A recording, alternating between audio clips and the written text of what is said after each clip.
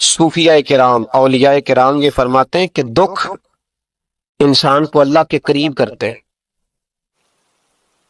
آپ کو نہ بھی سمجھ آئی تو جملہ بڑا مزیدار ہے، میری تربیت کرے گا۔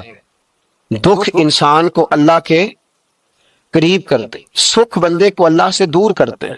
یاد رکھنا، جن کو دکھ کوئی نہیں نہ ہوتا وہ تو بیت اللہ کے غلاف کو پکڑ کے بھی نہیں روتے، جو تڑپ رہے ہوتے ہیں نا، تڑپ رہے ہوتے ہیں، سسکیاں لے رہے ہوتے ہیں، ان کے قریب جا کے پوچھو بابا کیا مسئلہ ہے، تو کہتے ہیں بیٹی سسرال میں دکھی ہے، بیٹا جوان ہے پر بے اولاد ہے۔ دکھ ہے نا جن لوگوں کو، ان کے پاس درد ہے، ان کی آنکھوں میں آنسو ہے، لیکن جو سکھی ہیں ان کا ماحول، ان کے معاملات سخت ہو جاتے۔ حضرت ایوب علی نبینا علیہ الصلوۃ والسلام اللہ کے پیغمبر ہیں، اللہ نے بیٹے بھی دیے، کھیت بھی دیے، بہت زیادہ جانور بھی دیے، بڑی دولت، بڑا کچھ۔ رب آزماتا بھی ہے، اس کا نظام ہے، جتنا کہ اس کے قریب ہوتا ہے اتنا ہی زیادہ آزماتا ہے۔ فرشتے عرض کرنے لگے مولا جناب ایوب، اللہ کریم نے فرمایا یہ میرا دوست ہے، ایوب میرا نبی ہے، میرا پیغمبر ہے، میرا دوست ہے۔ تو فرشتے عرض کرنے لگے مولا جو اس کو اتنا نواز دے اس نے دوست تو بننا ہی ہوتا ہے۔ ایک روایت میں 7 بیٹے، ایک میں 14 بیٹے، کھیت کھلیان باغ، بڑا کچھ، تو دوست تو بننا ہے۔ تو رب کریم نے فرمایا جاؤ آزما لو، جا کے جاؤ، جا کے۔ کون کہہ رہا ہے؟ یاری تیری سونا تے ازمائشاں تیریاں اگ، اے سونا پرکھیا جاوندا ہی پہلو نال اگاں دے لگ، جاؤ ازما لو۔ فرشتے آ گئے، ایک ہی دن میں سارے باغ اجڑ گئے، جل گئے کھیت۔ ایک دن لگا، بننے میں وقت لگتا ہے، اجڑنے میں وقت نہیں لگتا۔ ایک دن لگا تو جانور ایک بیماری سے سارے مر گئے۔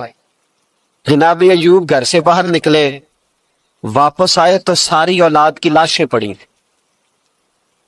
بڑا مشکل مسئلہ ہے نا، لیکن زبان پہ ایک ہی لفظ ہے، انا للہ و انا الیہ راجعون۔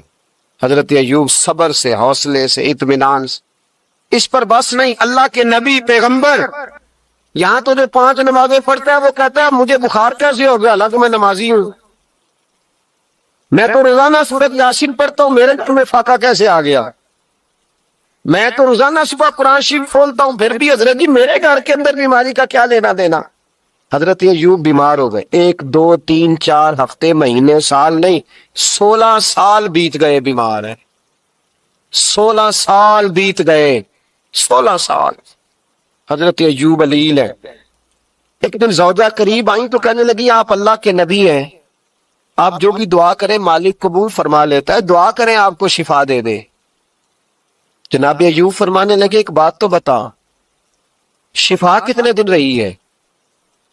کہنے لگی 60 سال۔ فرمایا کھیت کھلیان، اولاد، مال دولت کتنا عرصہ رہا؟ کہا 60 سال۔ 60۔ آپ فرمانے لگے بیماری کو کتنے سال ہوئے؟ کہا 16 سال۔ فرمانے لگے ذرا مجھے تکلیفیں اور بیماریوں کو بھی 60 سال ہو لینے دے، پھر دعا بھی مانگ لوں گا۔ برابر تو ہو لے، ابھی تو صرف 16 ہوئے، 60 ہونے، دعا مانگ لوں گا۔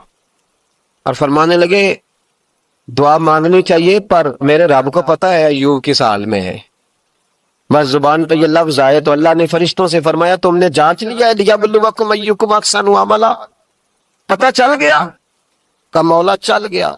فرمایا جاؤ اب میرے بندے کو نواز دو، بس مالک بے نیاز ہے نا۔ بنجر زمینیں پھر سے آباد ہو گئی، پھر سے جانور آ گئے، پھر سے وہی لہر بہر ہو گئی، بیٹے بھی اللہ نے دے دیے، مال دولت جائیداد ہر چیز، گھر میں بیٹھے، شفا بھی ہو گئی۔ حضرت ایوب کی زوجہ قریب بیٹھی ہے، سکھوں کے دن آ گئے، پوچھنے لگی ایوب ایک مسئلہ پوچھنا ہے۔ ایک بات ذہن میں آئی، اجازت دے تو دریافت کروں؟ فرمانے لگے پوچھو۔ تو زوجہ عرض کرنے لگی حضور بتلائیے، دکھ اچھے کے سکھ، دکھ اچھے کے سکھ؟ تو جناب ایوب فرمانے لگے دن سارے اللہ کے ہیں، دن سارے اللہ، دکھی رکھے تب بھی مہربانی، سکھی رکھے تب بھی فضل اسی کے ہیں۔ پر اگر میرے دل کا حال پوچھے نا تو دکھ بڑے اچھے تھے، بڑے اچھے تھے وہ دکھ۔ کہا حضور دکھ اچھے تھے؟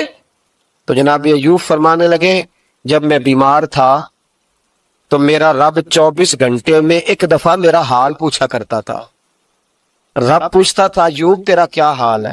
رب پوچھتا تھا، خدا خود میر مد الاسبوت، اللہ پوچھتا تھا. فرماتے ہیں 12 گھنٹے اس مزے میں گزر جاتے تھے کہ میرے رب نے میرا حال پوچھا ہے. 12 گھنٹے اس کیف میں بیت جاتے کہ اللہ نے حال پوچھا ہے. اور فرمایا اگلے 12 گھنٹے میں انتظار کرتا رہتا تھا کہ رب دوبارہ کب حال پوچھے گا. فرمایا 24 گھنٹے میں ایک دفعہ پوچھتا تھا. 2 عمر دراز مانگ کے لائے تھے 4 دن، 2 آرزو میں کٹ گئے، 2 انتظار میں.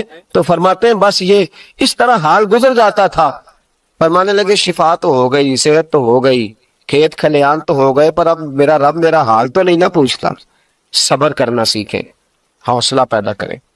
یہ چھوٹی چھوٹی باتوں پہ، چھوٹے چھوٹے معاملات پہ رونے لگنا اور چھوٹی چھوٹی چیزوں کو آڑ بنا کر ناشکری کرنا صبر پیدا کرے.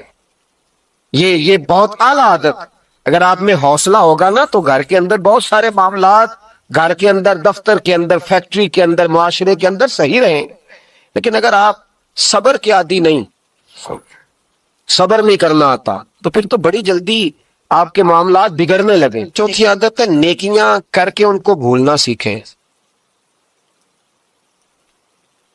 نیکی کر کے بھول جایا کریں. کسی کو روٹی کھلا کے اسے یاد نہ رکھیں، کسی کو رستہ دکھا کے پھر اسے یاد نہ رکھیں، کسی کو ایک دفعہ 10,000 قرض دے کے اس کی مشکل میں پھر دوبارہ اس کا ذکر نہ کریں. یہ خوبصورت لوگوں کی علامت نہیں، یہ کمزور لوگوں کی علامت. جو کمزور لوگ ہوتے ہیں نا، چھوٹے لوگ، وہ اس کا ذکر کرتے ہیں. وہ کچھ جگہوں پہ اپنی نیکیوں کا اظہار کرتے ہیں. نیکی ہوتی وہ ہے جو بندے اور رب کے درمیان راز ہوتی ہے، جو اللہ اور بندے کے درمیان. اب نہ اس عادت کی بڑی ضرورت ہے، بڑی ضرورت ہے. ہر آدمی کہہ رہا ہے میں نے فلاں کے لیے بڑی قربانی دی. کون سی قربانی دی؟ سولی پہ لٹکا ہے تو؟ کیا کیا ہے؟ میں نے فلاں لیڈر کے لیے بڑی قربانی دی. مثلا کیا کر دیا؟ کیا انقلاب ہے؟ اور جب آپ نے کہہ دیا تو پھر وہ قربانی ویسے بھی ختم ہو چکی ہے، اب تو ملیا میٹ ہو گیا. اظہار جو کر دیا. نیکی کریں پھر اس نیکی کو چھپائیں، اس کا اظہار. ہمارے ہاں پوسٹر بڑے لگتے ہیں، اجتماعی شادیاں. یہ جناب یہ لوگ نا، یہ رمضان شریف چڑھتے ہی ہمارے پاس پرچیاں لے کے آتے ہیں، جمعے میں اعلان کر دیں 4:30 بجے تک غریب سارے فلاں جگہ پہنچ جائیں، وہاں آٹا بانٹا جائے گا. تو میں کہتا ہوں غریبوں کی لسٹ ہم سے لے لو، خود جا کے گھروں میں دے آؤ. یہ سنت نہیں نبی پاک علیہ السلام، یہ صحابہ کا طریقہ نہیں گھر جا کے دینا. یہ حضور علیہ السلام نے سکھایا نہیں رات کے وقت کسی کی خدمت کرنا. پہلے لوگ غریب کی بیٹی کو اپنی بیٹی سمجھتے تھے. اب غریب کی بیٹی کی شادی ہوتی ہے اجتماعی شادی میں، بڑا بورڈ لگایا جاتا ہے، پھر اخبار پہ فوٹو ہوتی ہے دولہے کی، یعنی اس کی ویڈیو بناؤ تاکہ اس کے پوتے بھی کل کو کہیں کہ ہماری دادی کی شادی خیرات میں ہوئی تھی، ہمارے دادا کا نکاح خیرات میں ہوا. ٹھیک ہے، ہم پر لوگ خوشی کا تانا لگاتے ہیں تو کوئی حرج نہیں، لیکن میں نہیں قائل.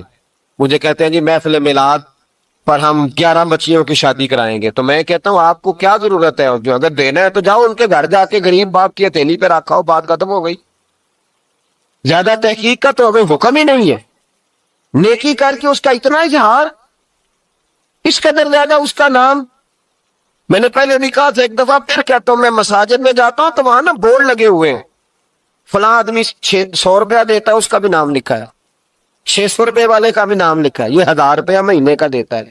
تو میں نے کہا آپ نے صرف یہاں نام لکھوایا ہے، اس کا ساری جگہ پہ کیوں نہیں اشتہار لگوایا؟ تاکہ اجر دینے والے دے تو لیتے ہیں. میرے رسول پاک صلی اللہ علیہ وسلم نے فرمایا کچھ لوگ قیامت کے دن احد پہاڑ کے برابر نیکیاں لے کے آئیں گے، تو رب ان سے فرمائے گا تمہارے پاس، تمہارے لیے میرے پاس، میں تمہیں اجر نہیں دوں گا، جاؤ. یا اللہ ہم کہاں سے اجر لیں؟ تو رب فرمائے گا انہیں سے اجر لو جنہیں دکھانے کے لیے تم نیکی کرتے، میرے لیے تو کی نہیں. اپنی نیکیوں کو چھپانا سیکھے.